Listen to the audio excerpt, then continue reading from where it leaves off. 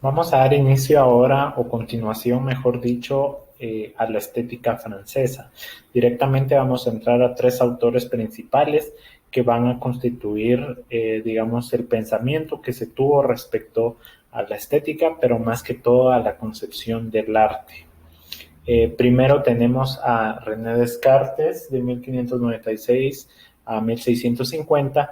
Recordemos que Descartes juega un papel fundamental para todo el proceso de desarrollo del racionalismo. Él es considerado el padre del racionalismo porque plantea la duda metódica, en la cual considera que el único conocimiento verdadero del cual se puede tener absoluta certeza son las matemáticas.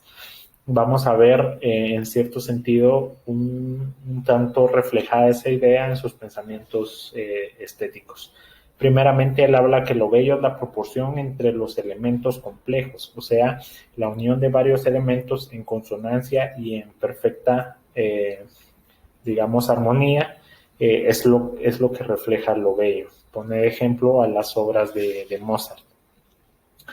Pero él afirma que para percibir lo bello es necesario, es menester un proceso racional. O sea, lo bello no se, digamos, se comprende, no se llega a atisbar de forma intuitiva, de forma innata, sino que se hace a través de un ejercicio de razón constante. ¿Cómo explica ese proceso de razón? De razón a través de una dualidad. Su estética está representada por dos elementos fundantes. Primero, lo psíquico, o sea, los sentidos van a reaccionar y calcular, pero siempre a través de la razón. O sea, no son simplemente, digamos, elementos estáticos en donde siempre observamos, donde siempre sentimos, olemos, etcétera, sino que atisbar lo bello necesita un proceso racional, necesita la comprensión de, como les mencionaba, los elementos complejos en perfecta armonía y consonancia. Segundo, hablamos de lo fisiológico. Como una, digamos, postura bastante prevalente en los griegos, va a darle mucha importancia tanto a la óptica, a lo que se mira, como a la acústica. Entiéndase el arte visual y el arte auditivo. Finalmente, podemos decir que Descartes, su elemento fundamental de toda su teoría estética y de toda su filosofía, es la prevalencia de la razón sobre otros elementos. En segunda parte tenemos a Rousseau. Jean-Jacques Rousseau nace en 1712 y muere en 1778. Aquí hablamos de que Rousseau plantea un movimiento en contra de la razón. Antes de entrar a eso es necesario, digamos, discutir un poco de cuál era la percepción acerca de la razón que tenía Rousseau en esa época. Primeramente, la razón para Rousseau era el origen de la desigualdad. Tiene una obra, de las primeras obras que publica, que se llama Discursos sobre los fundamentos y el origen de la desigualdad entre los hombres. Ahí él plantea cómo nosotros salimos de un estado, digamos, primitivo, de un estado en donde éramos felices sin tener que preocuparnos por asuntos metafísicos, por asuntos de la razón, sino simplemente estábamos en un estado de sobrevivencia. Después pasamos al estado social y ahí inicia la desigualdad. Entonces Rousseau tenía esa concepción del estado primitivo, de la prevalencia del estado primitivo, y por eso, aunque está a favor de la razón, también mantiene una cierta pugna con la misma.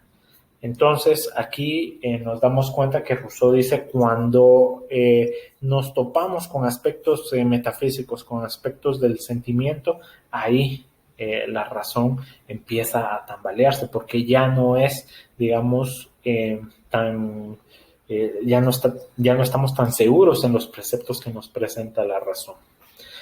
Eh, él va a alegar, en cierto sentido, que el avance de la ciencia va a relegar a la moral. Aquí yo les colocaba el ejemplo de la bioética, eh, porque es evidente, o sea, conforme va avanzando más la ciencia, más la técnica, ya el hombre empieza a cuestionarse los fundamentos, los preceptos fundantes de la moral. Entonces empiezan a verse, digamos, algunos asuntos principalmente en bioética sobre si es bueno o no, la clonación, por ejemplo, las células madre, etcétera. Entonces, Rousseau logró entender esa postura y lo relaciona con el arte. Él dice, el arte se aleja de la imitación y va en contra del orden divino. O sea, el orden divino para Rousseau era ese orden natural, la naturaleza. Y el arte empieza, digamos, ya no solo a tratar de imitar, sino a tratar de ser una creación independiente. Por lo tanto, se aleja de la creación divina original. Es necesario también, digamos, indicar que Rousseau, posterior al estado de naturaleza, publica una obra llamada El contrato social, en el que, digamos, presenta los fundamentos de una sociedad, pero siempre, digamos, en un sentido como quien dice, en contra de, o sea, él nunca, digamos, estuvo fuertemente en consonancia con la idea del Estado, de la razón, del Estado social, sino que siempre le dio prevalencia al estado de naturaleza. Finalmente, vamos a ver que Voltaire nace en 1694 y muere en el mismo año que Rousseau. Y aquí Voltaire pues siempre le da prevalencia a la libertad, digamos, ese es digamos, sello personal. Y aquí él va a decir que es necesaria la imitación, que la imitación siempre está presente en el arte. ¿Por qué? Porque no hay, digamos, una obra original para Voltaire, siempre todo se basa en imitación. También va a hablar de la relevancia en el gusto personal. O sea, ya se está yendo ya no tanto con la razón, como bien lo hizo Descartes, y rechazó en cierto sentido un poco Rousseau. Voltaire sí va a decir que el gusto personal es lo principal. Ya no es, digamos, los parámetros que nos dictaba la razón cartesiana, como es la consonancia de los elementos, lo medible, lo matemático, sino que ya depende de, digamos, las percepciones subjetivas de cada uno.